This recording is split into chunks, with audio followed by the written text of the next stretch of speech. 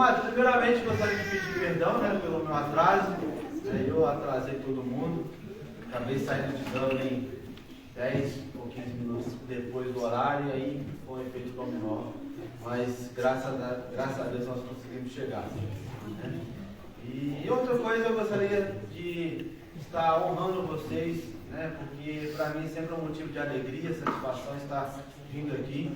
Né? Mesmo apesar da distância, não consigo vir de todos os finais de semana, apesar de querer, mas todas as vezes que eu venho aqui eu me sinto como se eu estivesse na minha casa, né? Estivesse bem recebido aqui pelos irmãos, né? Sempre o pastor José Valdo me honra com alguma oportunidade, e isso mexe com o coração da gente, né? Isso nos deixa animado, né? Ontem nós tivemos um churrasco lá em Nava. Né, a princípio era para ser um churrasco só entre nós das células, mas aí acabou que as irmãs não puderam participar, e aí cancelou, tiramos as irmãs de lado e fizemos um encontro só de varões, né, só dos homens abençoados. Mandei o convite para o pastor José Valdo e ele foi lá com a tropa dele. Né? Então, muito obrigado aí também mais uma vez. Que Deus possa abençoar vocês. Ontem nós ficamos lá até 2 horas da manhã. Né? A fogueira durou. E foi uma grande bênção. Amém. Mas sem demoras, queridos, eu gostaria de convidar vocês a abrir a Bíblia no livro de Gênesis, capítulo 8. Vamos começar a ler a partir do versículo 6. Aleluia. Gênesis, capítulo 8, versículo 6. Amém. Tenho pedido a Deus uma oportunidade, né, quando o pastor me convidou para vir ministrar, pedir a Deus uma oportunidade de trazer uma palavra que, vamos dizer assim, um pouco diferente do que eu tenho visto sido pregado em algumas igrejas. Porque, infelizmente, né, o que nós mais temos visto aí são pessoas que estão pregando um tipo de evangelho onde quem está ouvindo parece que está saindo daqui engrandecido. Né? E o propósito não é esse. O propósito é nós virmos aqui para engrandecer o nosso Deus. Né? E eu tenho pedido ao Senhor porque eu não sei se só tenho visto isso nas redes sociais, mas eu tenho ficado cansado, sabe, dos coaches, pastores coaches que está tendo por aí, né? Dizer que você pode tudo, você pode tudo, você pode tudo, e acaba esquecendo do nosso eterno Deus, né? Do eterno propósito que é a salvação, né? E eu tenho pedido a Deus, pedi, e o Senhor me deu uma palavra a partir do livro de Gênesis.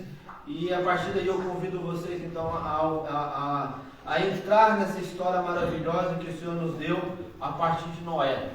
Amém? Amém. Glória a Deus. Gênesis capítulo 8, versículo 6 diz o seguinte: E aconteceu que ao cabo de 40 dias abriu Noé a janela da arca que tinha feito, e soltou um corvo, que saiu indo e voltando até que as águas se secaram de sobre a terra. Depois soltou uma pomba para ver se as águas tinham minguado de sobre a face da terra. A pomba, porém, não achou repouso para a planta do seu pé, e voltou a ele para a arca, porque as águas estavam sobre a face de toda a terra, e ele estendeu a sua mão, e tomou-a, e recolheu consigo na arca. Esperou ainda outros 7 dias, e tornou a enviar a pomba fora da arca. E a pomba voltou a ele à tarde, e eis arrancada uma folha de oliveira no seu bico. E conheceu Noé que as águas tinham minguado sobre a terra. Então esperou ainda outros 7 dias, enviou fora a pomba, mas não tornou mais a ele. Aleluia, glória a Deus. Podeis fechar a Bíblia? Aleluia. Quero só fazer uma oração complementar.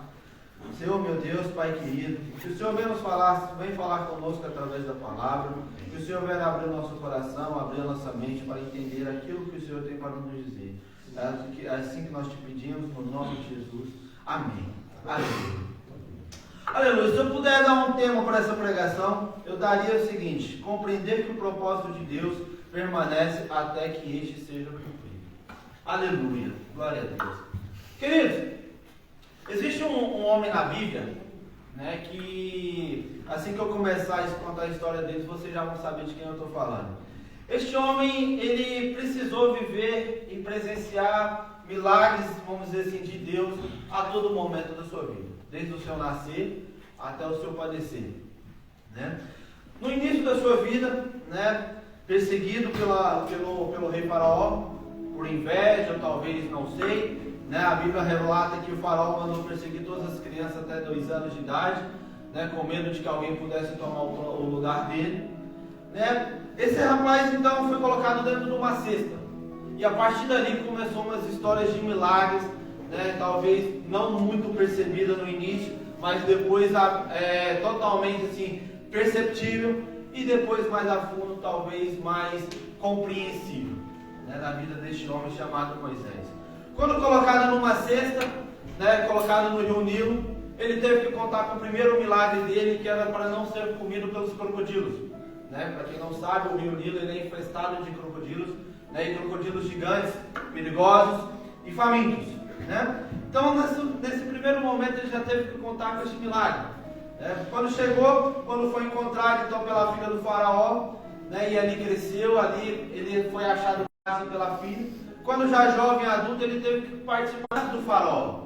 Aí você me pergunta, mas por que cair na graça do Faraó?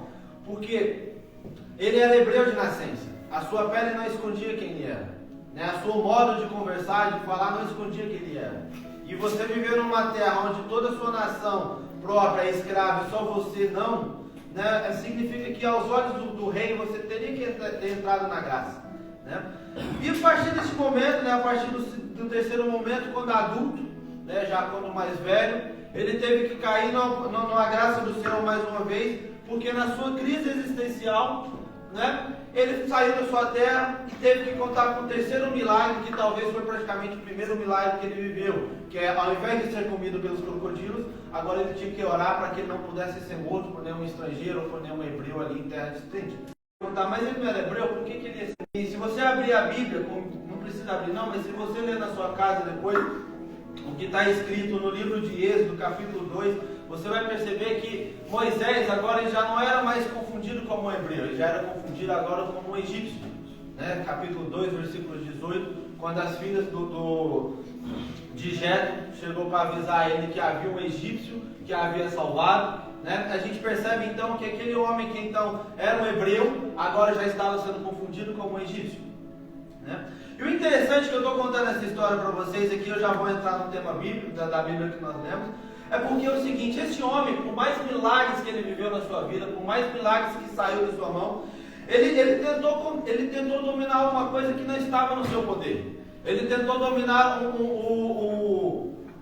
uma razão que talvez nós como homens não conseguimos explicar. E nisso ele frustrou bastante, até chegar aos 90 anos e conseguir escrever aquilo que está no Salmo 90. Ele tentou dominar o tempo. Ele talvez achava que em toda a sua vida o propósito de Deus, tanto do nascimento até o fim dela, iria ser cumprido. É por isso que ele dizia que o homem até os 40 anos ele teria vigor, teria força, e depois dos 40 anos ele teria que só se aposentar e viver a vida boa, né? Só que o interessante é que aos 40 anos foi realmente quando a sua vida começou, né? Depois ele julgou achar que aos 80 anos era onde a vida humana teria seu fim, né? Onde o homem já não teria mais força, já não teria mais vigor, já não teria mais nada do que aproveitar, e então ele ia só esperar a morte. E o mais interessante é que aos 80 anos foi quando ele começou a liderar, né? E aí, quando ele se julgou, quando ele falou assim, já vi todas as coisas, já pude conquistar todas as coisas, já presenciei todas as coisas de Deus, foi quando ele se tornou sábio, né? Porque ele ainda teria mais 40 anos na vida dele para entender que Deus permanece independente do homem. E o propósito de Deus permanece independente da vida do homem aqui na terra. E o mais importante que ele entendeu foi que é mais importante com que você saiba contar os seus próprios dias do que você tentar contar os dias de Deus, porque os dias de Deus são eternos. Aleluia! E quando você abre então a Bíblia lá no Salmo 90, você percebe que ele já é um pouco mais velho, né, um pouco já mais de idade, já tinha carregado nas suas costas 2 milhões de pessoas para um deserto. Ele então entende, ele começa já seu salmo dizendo: antes que os montes nascessem, ou que tu formasse a terra e o mundo, mesmo da eternidade e eternidade, tu és Deus. Aleluia! E ele vai dizendo, porque 1000 anos são os teus olhos como um dia de ontem que se passou, como a vigília da noite, né? Aos 90 anos Moisés teve que entender que o tempo já não estava no seu controle, que o tempo ele já não teria mais o entendimento de qual era o tempo de Deus. A única coisa que ele teve que entender era: Senhor, me ensina a contar os meus dias, para que em mim haja sabedoria, ou para que eu possa ser sábio no Senhor, porque longa é tua ira, longas são seus dias. Né? No meio do Salmo 90 ele pergunta: Senhor, até quando durará a tua ira? Né? Em outras versões vão dizer assim: Senhor, até quando durará o teu furor aqui na terra? Em outras traduções vão dizer: Senhor, até quando durará o teu propósito sobre nós? Né? Porque ele olhava para o céu e ele viu que o sol estava lá do mesmo jeito. Ele olhava para a vida, para o deserto, e ele via que as areias estavam lá da mesma forma e nada mudou. A única coisa que mudou foi a sua própria idade, foi o seu próprio vigor. A única coisa que mudou, aleluia, foi tudo aquilo que ele viveu. E antes mesmo que ele pudesse padecer na terra, ele faz um pedido, aleluia, que é: Senhor, me ensina a contar os meus dias. E contar os nossos dias, amados, é algo muito importante, porque ele mesmo conclui que, se eu não contar os meus dias, vou chegar à minha velhice, eu não vou ter nada a dizer. Eu vou dizer: Senhor, como a minha vida passou, o que tem eu para contar? O que tem eu para guardar? Né? E para tentar entender um pouco o que ele quis dizer, eu tive que pesquisar lá em Eclesiástico, né? Algo que acho que todo mundo aqui conhece, quando vem em relação ao tempo, né? Quando Salomão levanta dizendo: olha, tudo passa, né? Tudo passa, nada fica, tudo é vaidade, tudo que se planta um dia se colhe, tudo que nasce um dia morre, tudo que vai um dia volta, tudo que um dia ficou um dia vai embora. Aleluia! A única coisa que não passa, meus amados, é as experiências que nós temos diante do nosso Deus. E é por isso que quando ele vai terminando o seu livro de Eclesiastes, ele diz: olha, você que é homem moço, você que é jovem, aproveita os teus dias para buscar o Senhor, porque vai chegar o dia que a única coisa que você vai ter para dizer são as experiências que você viveu, porque tudo é vaidade, tudo passa. Aleluia! Vamos entrar na palavra, por quê? Porque eu quero mostrar para vocês que o propósito de Deus, ele vai além do tempo. Na verdade, essa ideia de tempo não foi o próprio Deus que criou. Quem criou essa ideia de tempo fomos nós.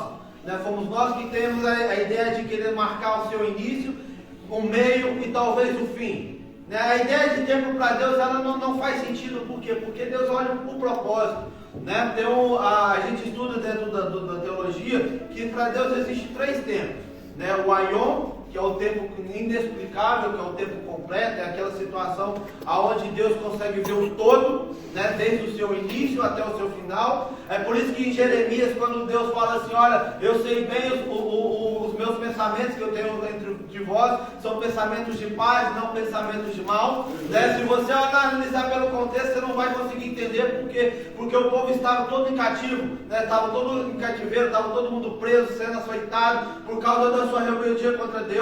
E mesmo assim Deus se levanta e diz: olha, eu sei bem os pensamentos que tenho sobre vós, pensamentos de paz e não de mal. Significa mostrando para a gente que o tempo de Deus, esse tempo Aion, mostra que Deus consegue enxergar o todo. Ele não consegue, Deus não faz a separação entre o início, o meio e o fim. Deus enxerga como um todo. Da mesma forma, eu quero dizer para vocês que quando Deus lá de cima olha para vocês, Ele continua dizendo: eu sei bem os pensamentos que eu tenho sobre vós. Aleluia! Por que, Murilo? Porque quando Deus olha para você, Ele vê você como um todo. Ele vê o propósito dele cumprindo na sua vida até o final. Você pode até dizer: ah, mas eu já sou velho, ou eu sou novo demais, como é que eu posso garantir isso? Olha, meu querido, quando Deus olha para você, Deus já está te vendo lá morando com Ele na glória, Ele já está te vendo num corpo glorificado, mudado. Você não vai ficar aqui por muito tempo. E é por isso que quando Deus olha para você, Ele sabe bem os pensamentos que Ele tem a seu respeito.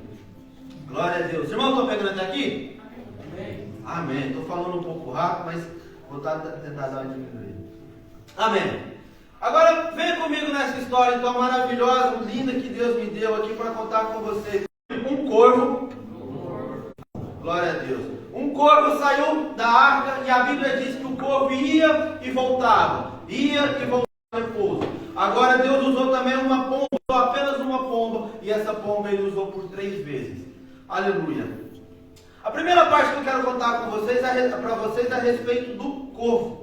Né? A Bíblia fala que o corvo, então, ele saía e voltava. Ele saía e voltava porque não achava repouso. Né? E o interessante é que corvo, ele não vive de comidas frescas, né? Vamos assim dizer. Corvo vive de carniça. Né? Corvo vive de coisas mortas. Né? E naquele tempo tempo de Noé, quando as águas ainda estavam inundadas, o que mais se tinha em volta da arca eram corpos, eram coisas mortas, né? Eram bebês flutuando, eram pessoas talvez ali que morreram com a enchente, pessoas que morreram ali afogadas, e tudo que tinha ali então era corpo, né? E o interessante é o seguinte, se a gente for analisar ao profundo, né, porque a Bíblia explica a Bíblia, né, a gente pode entender que corvo também pode ser codado como diabo, né, ou como demônios, né? E o interessante é que assim, por que o corvo vem em primeiro lugar? Né? Eu perguntei a Deus, por que Noé liberou o corvo?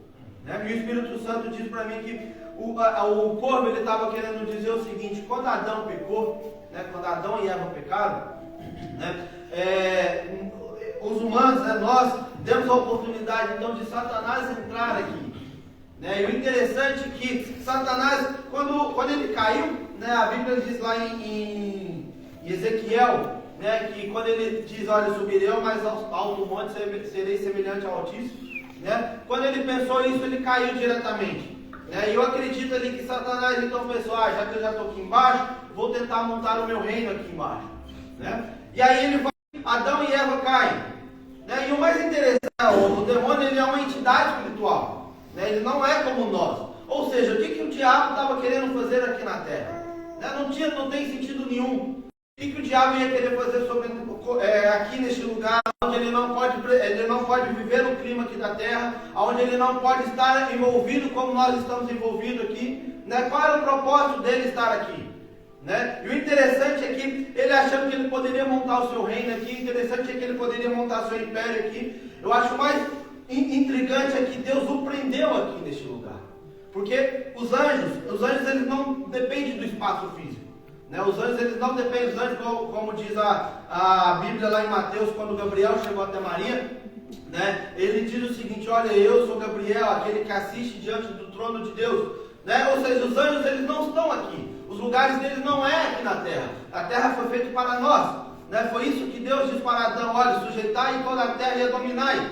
Né? A terra foi feita para os humanos. E uma coisa que eu quero que vocês levem para casa de vocês é que no dia que vocês estiverem tristes, abatidos, peçam uma comida bem gostosa, ou façam uma comida bem gostosa e diga para Satanás, olha, eu sei que você hoje ganhou de mim, mas essa comida aqui só eu posso comer.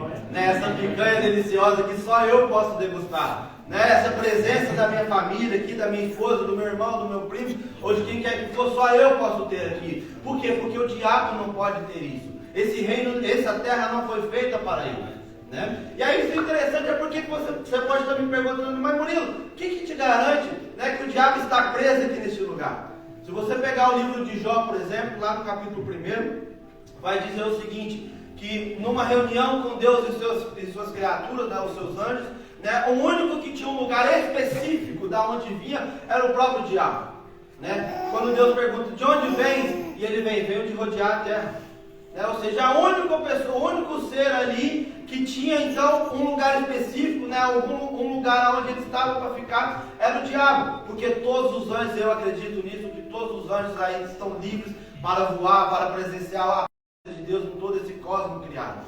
Né? Amém. Por que é o corvo? Porque o corvo está num lugar onde não é lugar dele. Né? Noé soltou o corvo representando como o diabo achou que era mais esperto, e aí é onde a glória por 3 vezes.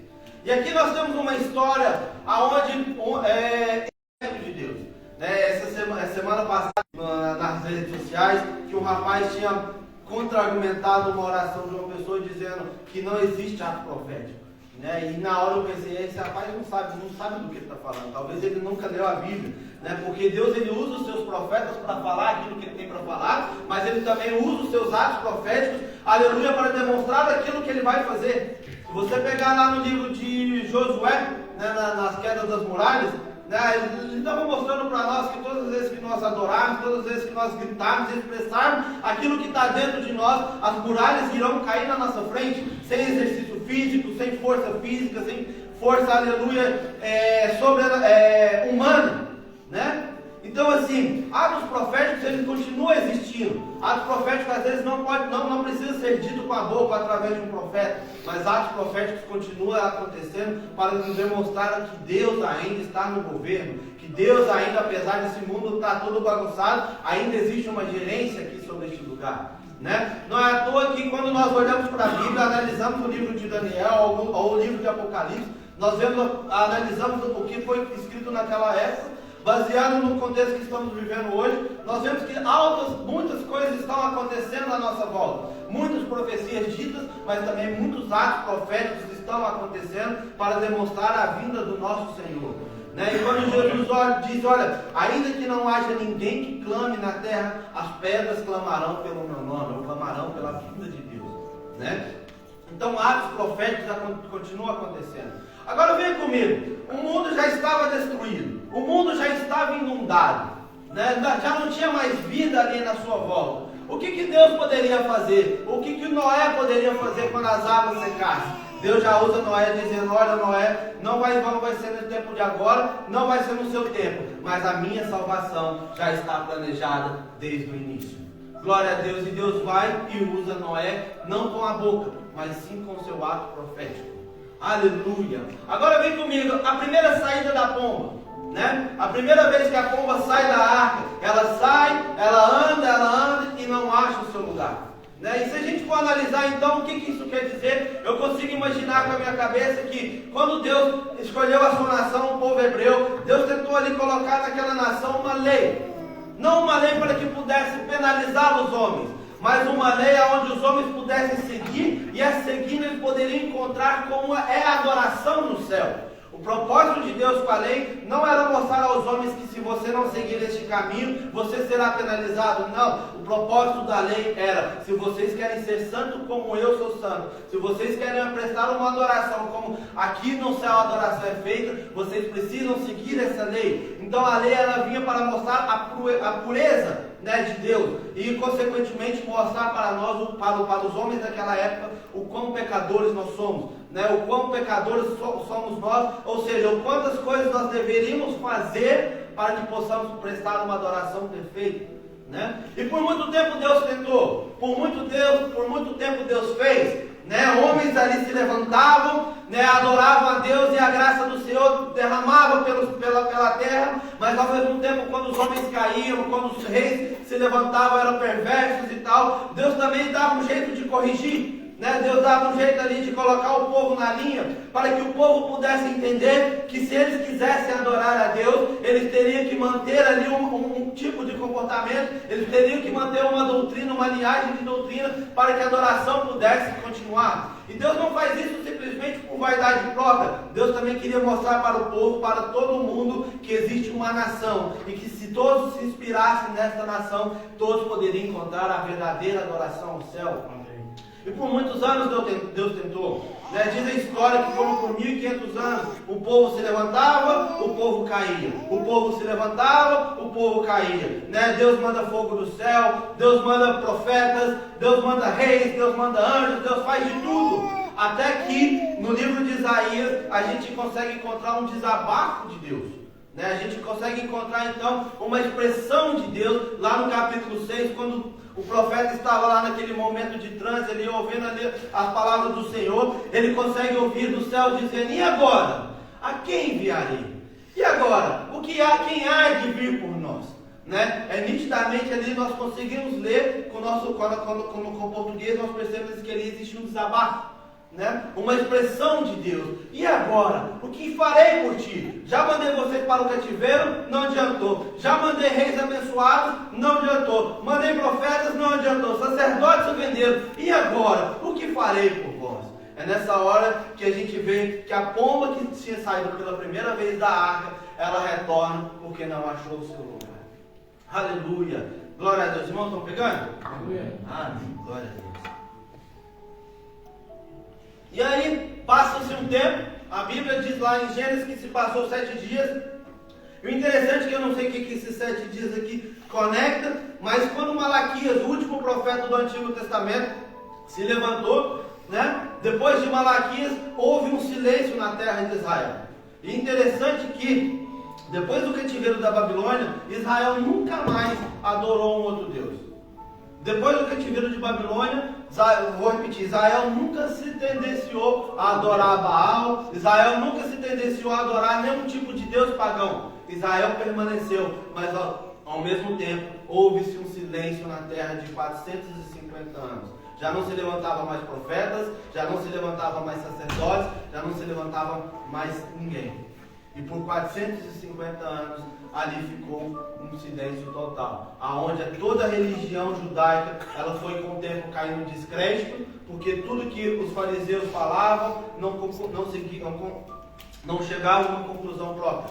Tudo que os fariseus e os sacerdotes ensinavam ao teu povo era só meio de doutrinas e doutrinas e doutrinas, ao ponto que a grande maioria, a grande massa foi caindo em descrédito com os ensinos.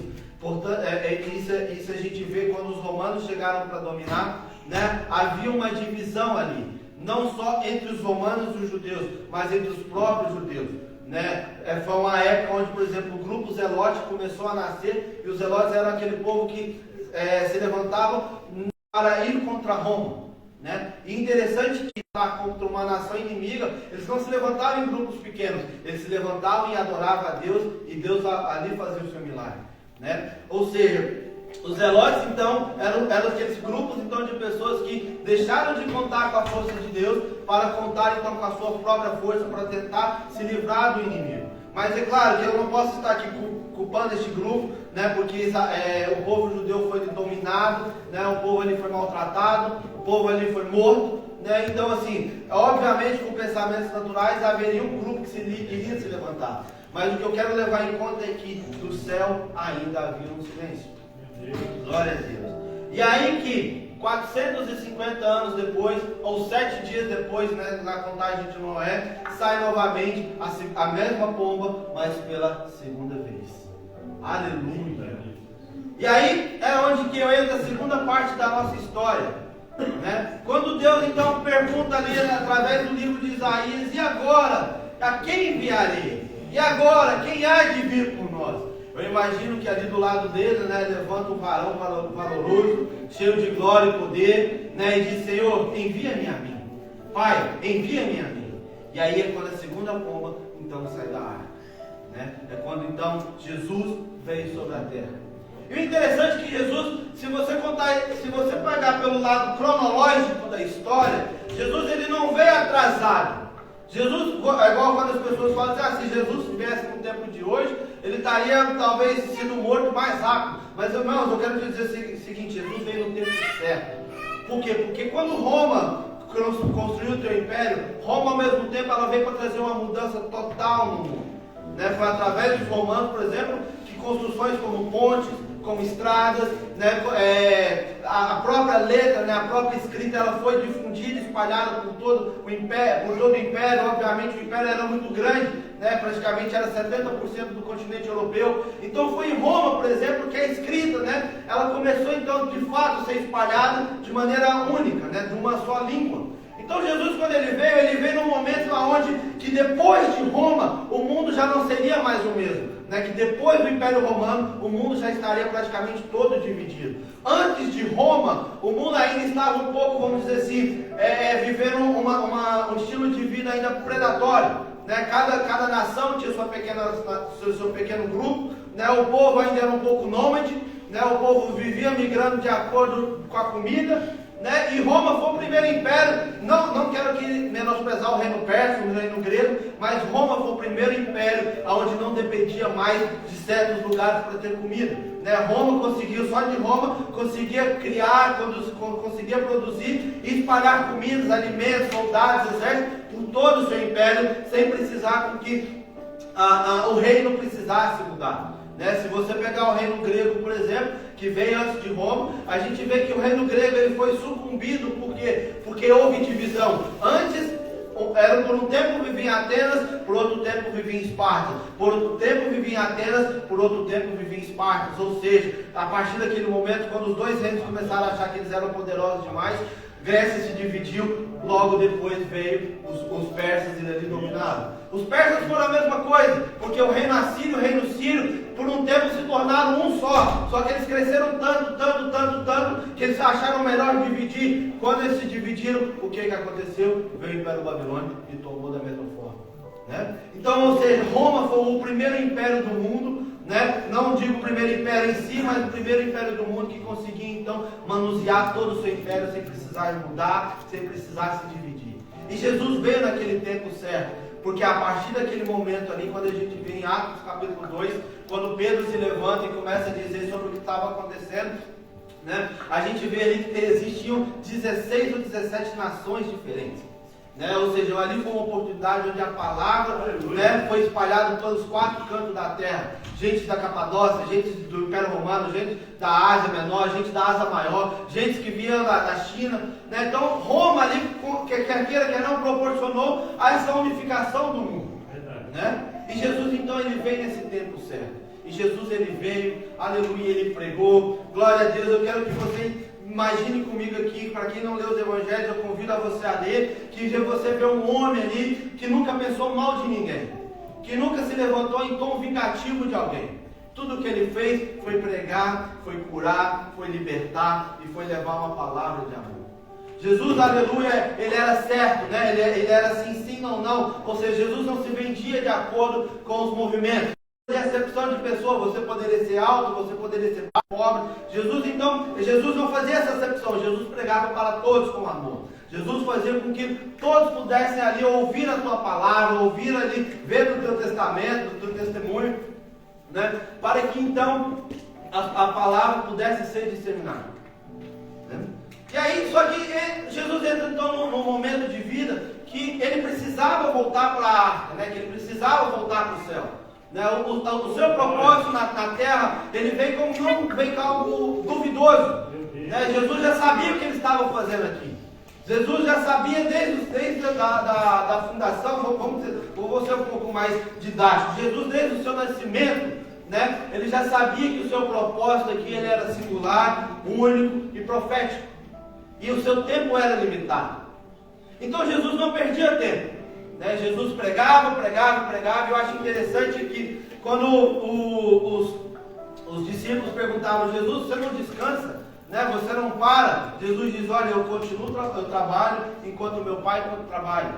Né? Ou seja, Jesus não parava por um minuto. Né? E agora eu quero que você venha comigo aqui lá no Monte das Oliveiras. Né? Lá naquele último instante antes de Jesus ser pego, né, pelos romanos, ali, pelos salteadores. Eu quero que te levar a tua mente lá. Quando Jesus estava em oração dizendo: Pai, afasta de mim este cálice, se possível. Aleluia. Né? Eu quero que você imagine, porque nós aqui como os adoradores dele, né, como servo dele, eu quero que você imagine o seu Deus agora em agonia. Eu quero que você imagine agora o seu Deus agora aflito, né, pedindo ao próprio Pai que ele pudesse afastá-lo daquele cálice que ele ia viver. E o interessante é que se isso tivesse acontecido, toda a raça humana, toda a humanidade estava condenada naquele momento ali. Porque aquilo ali foi crucial para que nós pudéssemos estar aqui hoje. Aquele momento ali foi um momento onde que Jesus, como Deus, ele poderia simplesmente ter desaparecido e falado assim: quem há de vir por nós? Não tem ninguém, então eu também vou embora. Né? Aquele momento ali era onde Jesus poderia ter falado assim: olha, Pai, eu tentei, mas não achei nenhum lugar para ficar. Né? Mas aí Jesus, né, a Bíblia mesmo fala que a carne pode estar fraca, mas o Espírito estava forte. Né? E eu quero te dizer, eu quero profetizar na sua vida que às vezes pode estar doendo aí onde você está. Que às vezes pode estar assim, você pode estar num momento de aflição, agonia, sem esperança, né, desacreditado do que vai acontecer. E é mais importante, amados, que talvez a sua carne doa, mas o teu espírito continue forte. Porque aí você pode me perguntar: por que, Murilo? Porque às vezes a carne quer parar, mas o seu espírito forte vai fazer você continuar. Com o teu espírito forte, nada vai poder te segurar. E foi isso que aconteceu com ele. Olhe para Jesus, imagina o seu Deus ali naquele momento ali de aflição, onde o seu suor começa a transformar em sangue. E isso é interessante porque isso acontece, a medicina consegue comprovar isso. Né? A medicina diz: olha, isso é muito raro, mas isso é possível.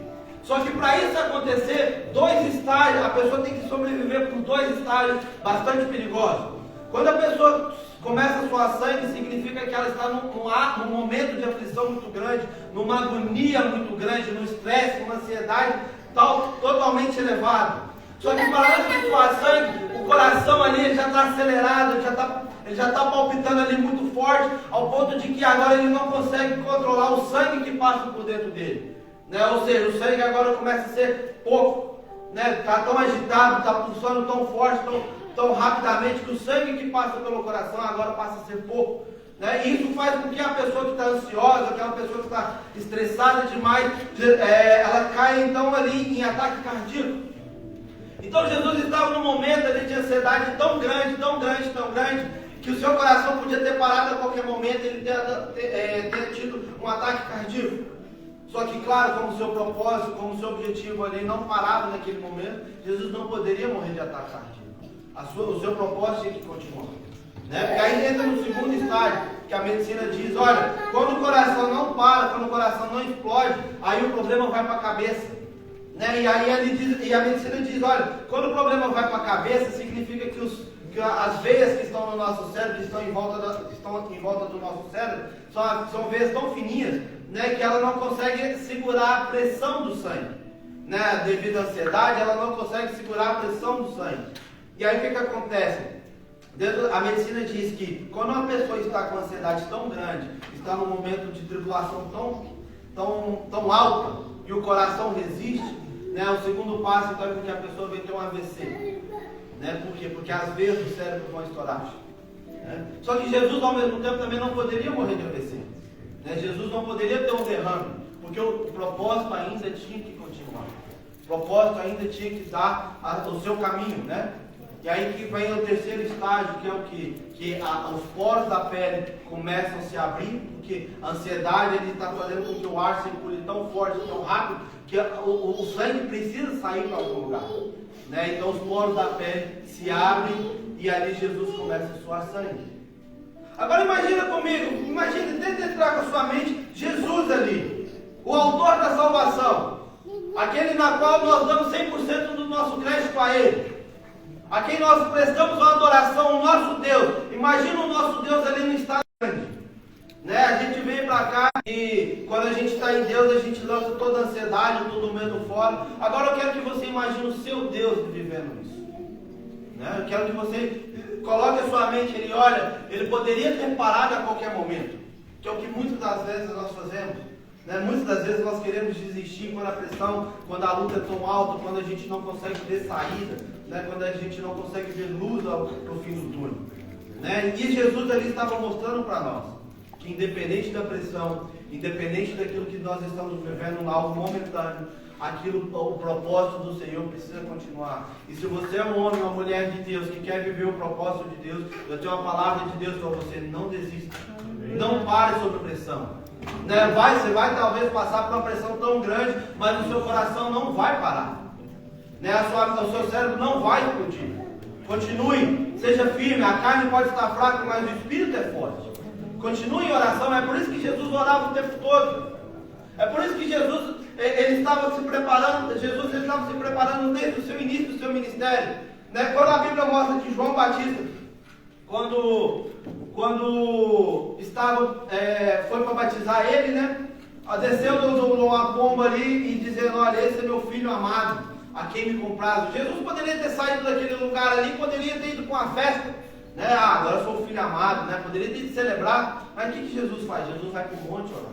Ou seja, Jesus se preparou o tempo todo, fortaleceu o espírito dele o tempo todo. Né? E aí às vezes você está querendo parar, né? Aí eu me pergunto: mas por que você quer parar?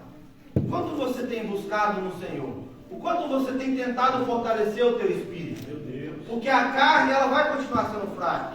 Né? E a Bíblia mesmo fala que a carne milita contra o espírito o tempo todo. Agora, se você der razão à tua carne, se você der razão àquilo que o teu corpo está mostrando para você, talvez você vai parar no primeiro estágio. Porque você não fortaleceu o teu espírito.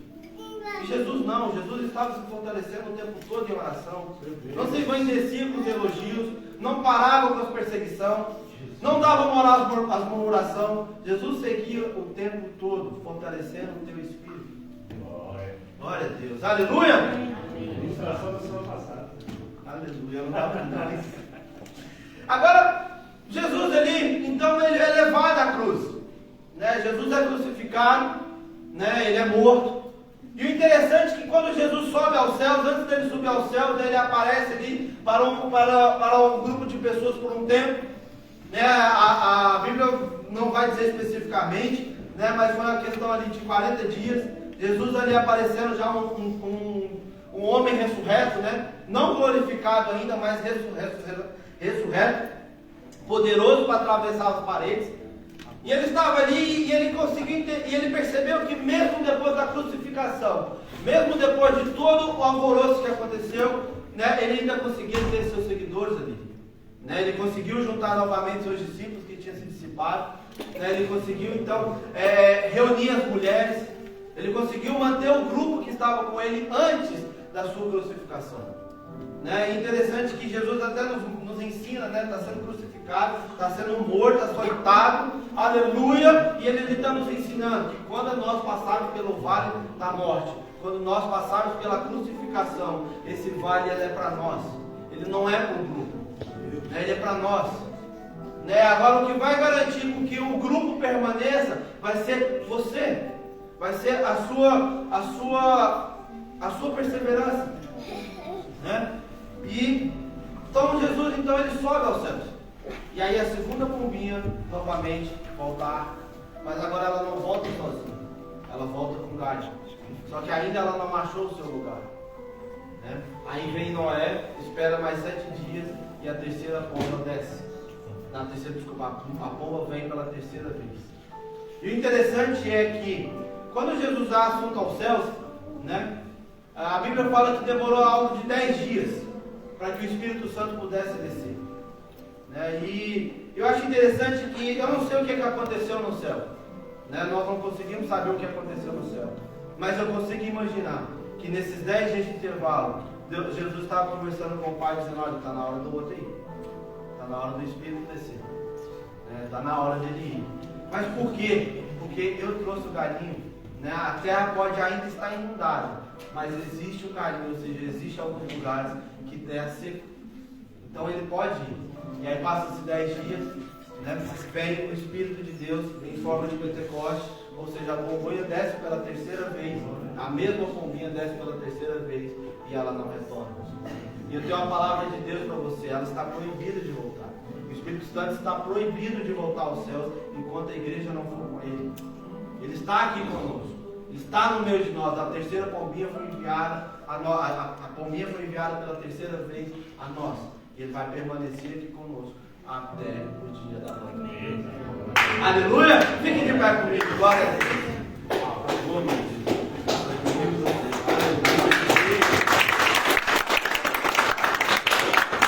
Tem uma historinha hoje que eu queria trazer para os irmãos. Né? Glória a Deus. Eu quero dizer algo na sua vida. Aquilo que Deus começou lá em Noé, um tempo talvez que a ciência não consegue achar quando foi.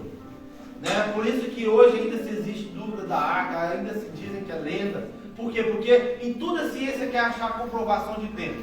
Em toda a ciência quer dizer: olha, isso aconteceu entre o período tal, tal e tal. E a arca de Noé não tem algo ainda que se encontre nela. Tem só suposições. Mas eu quero te dizer que o tempo de Deus não é o nosso, que o propósito de Deus não vai de acordo com o tempo do homem. Aquilo que começou após a inundação da terra continua acontecendo até hoje. E a mesma pombinha desceu aqui 3 vezes. E pela terceira vez ela não vai retornar enquanto a igreja não se une. Amém? Glória a Deus. Feche os teus olhos, quero estar orando por você. Mas antes de orar, eu gostaria de estar convidando aqui, se existe alguma pessoa que ainda tem dúvida a respeito da sua salvação, se existe alguma pessoa aqui que ainda tem dúvida se quer esse caminho, se não quer, se acha que isso aqui é só palavra jogada fora, eu quero te fazer um convite, meus amados, porque Jesus, ele não é um ponto na agenda. Esse encontro aqui da igreja aqui não é simplesmente algo que nós marcamos para vir aqui, ficar por 2 horas e ir embora, não. Eu quero dizer que o propósito de Deus, ele vai além do nosso tempo. E nós estamos aqui numa oportunidade agora de aceitar aquilo que ele nos prometeu. Como o pastor diz: olha, a salvação é para todos, é para todos. Mas ao mesmo tempo ela não consegue ser para todos, porque não serão todos que aceitarão a Deus. Mas se você está aqui, se essa palavra ela entrou no seu ouvido, deixe com que ela desça agora no teu coração. E busca o Senhor e aceita o Senhor. Se existe alguém aqui no nosso meio, eu não vou te convidar para vir aqui na frente, talvez você queira ficar, você fique sem graça, mas procure o pastor depois, ou procure algum dos líderes, e diga: agora eu quero aceitar Jesus. Porque quando você aceita Jesus, amado, eu quero te dizer, o seu nome é escrito no livro da vida. E nada vai tirar seu nome de lá. Porque o propósito de Deus já foi estabelecido há muitos anos atrás. Aleluia! Glória a Deus. Senhor, meu Deus, eu quero te agradecer, Senhor, por essa oportunidade. Senhor, meu Pai, eu quero pedir, papai, que o teu Espírito, meu Pai, continue aqui e nos leve em casa, Senhor, dentro da tua paz. Quero te pedir, Senhor, porque esta palavra ela possa penetrar não só na nossa mente, mas também no nosso coração, para que nós possamos entender, Senhor, que o propósito ele não está em nós, o propósito está no Senhor. Nós temos a oportunidade de fazer parte do propósito. E ainda que os anos se passem, ainda que as multidões ainda se levantem, o teu propósito há de permanecer na terra. E eu creio, meu Pai, que o teu Espírito está proibido de voltar ao céu enquanto a tua igreja não volta, Senhor. Até pela bombinha pela terceira vez, Senhor, e nunca mais retornou a arca. Por quê? Porque ela já havia encontrado terra seca. Nós estamos aqui, Senhor,